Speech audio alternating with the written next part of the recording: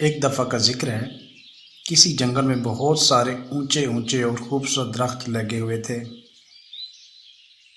ان سب میں ایک درخت ٹیڑھا تھا۔ باقی سب درخت اس ٹیڑھے ہونے کا مذاق اڑاتے تھے۔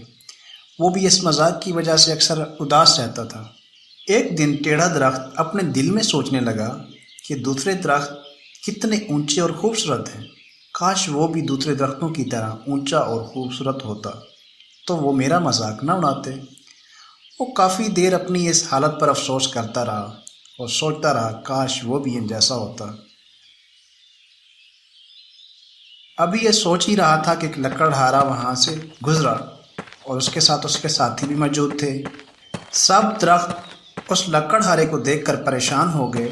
لکڑہارے نے جب اتنے اونچے درخت دیکھے تو خوش ہو گیا کہ وہ یہ سب درخت کاٹ کر بڑھائی کو بیچ دے گا اور خوب پیسہ کمائے گا۔ یہ سوچ کر اس نے اپنے ساتھیوں کے ساتھ مل کر سب اونچے اور خوبصورت درختوں کو کاٹ دیا۔ لیکن جو ٹیڑھا درخت تھا اس کو دیکھ کر لکڑہارے نے کہا یہ تو کسی کام کا نہیں، بڑھائی اس کے اچھے پیسے بھی نہیں دے گا، تو اس کو رہنے دیتے ہیں۔ اسی طرح وہ باقی اونچے درختوں کو کاٹ کر لے گیا۔ اب ٹیڑھا درخت سوچنے لگا کہ وہ تو اتنا اونچا اور خوبصورت نہ ہونے کی وجہ سے خوش نہیں تھا، لیکن دنیا میں کوئی بھی چیز بیکار نہیں بنائی گئی۔ آج اس کے ٹیڑھے ہونے کی وجہ سے اس کی جان بچ گئی۔